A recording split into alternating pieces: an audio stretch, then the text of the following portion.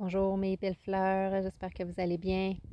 Une autre vidéo de moi, je recule dans le temps, je vous amène à janvier, mi-janvier 2020.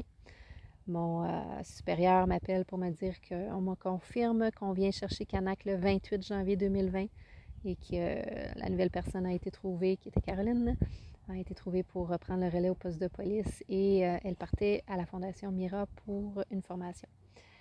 Alors, je savais que je redoutais ce moment, je savais qu'il s'en venait, mais lorsque j'ai eu l'appel, je me suis bien sûr effondrée parce que le moment fatidique s'en venait dans quelques jours. Donc, je me souviens cette soirée-là, je devais aller porter ma fille à son cours de gymnastique. Donc, en y allant, je retenais mes larmes. Mais lorsque je revenais à la maison, après avoir déposé ma fille, je pleurais, j'écoutais la musique dans ma voiture. You Say de Lauren Daigle et puis ce qui était populaire dans le temps, je pense, Someone for Me, en tout cas, je me souviens plus. Je pleurais, j'ai même dû m'arrêter parce que c'était quasiment rendu de la conduite dangereuse, je voyais plus rien. Je me suis arrêtée puis je pleurais, je pleurais. Je pense que j'ai jamais autant pleuré que ça. Et puis, parce que c'était la perte de mon complice, ça faisait 4 ans et demi qu'on était 24 heures sur 24, 7 jours sur 7 ensemble. On a vécu des très beaux moments, des moments difficiles ensemble. Grâce à lui, ben, en fait, grâce à moi aussi, là, mais j'ai vécu plein de belles aventures. Et puis, il représentait beaucoup pour moi à ce point que ça avait ça, ça en était mon identité. Il n'y avait pas de Mélanie sans Canac, puis il n'y avait pas de Canac sans Mélanie. Donc, de perdre Canac, c'est que je perdais mon identité.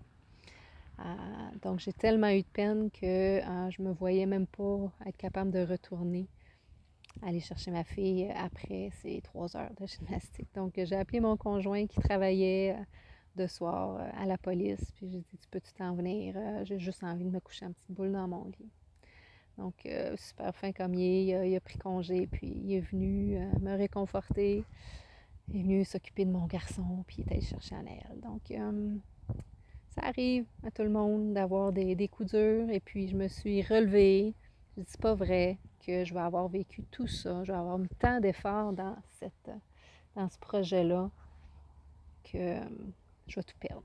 Donc, j'ai pleuré, on est allé en vacances une semaine, quelques jours après le départ de Canac pour nous changer les idées. On est revenu, on a décidé d'adopter Olaf pour nous changer les idées, pour combler le vide du départ de Canac.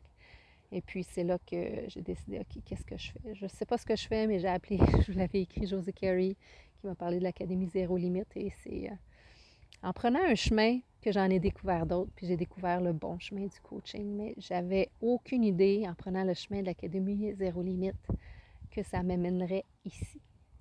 Donc, finalement, c'était un mal pour un bien. Tout ce processus-là m'a amené à être autonome, à ne pas avoir de boss, à être libre de mon horaire. C'est vraiment merveilleux. Alors, c'est ça. Je vais vous parler éventuellement du chemin gauche. Ben, en fait, comment je peux dire ça? Il y a une belle image que je pourrais vous montrer, le Y. Il y a le chemin de droite, le chemin de gauche. Le chemin de droite, c'est le chemin qu'on connaît, qu'on prend tout le temps. Le chemin de gauche, c'est la sortir de notre zone de confort, un chemin vers l'inconnu. Donc, c'est ce chemin-là que j'ai pris quand je me suis inscrite à l'Académie Zéro Limite, sortir de ma zone de confort. Et ça m'a amené à des très belles, belles places. Alors, c'est ça.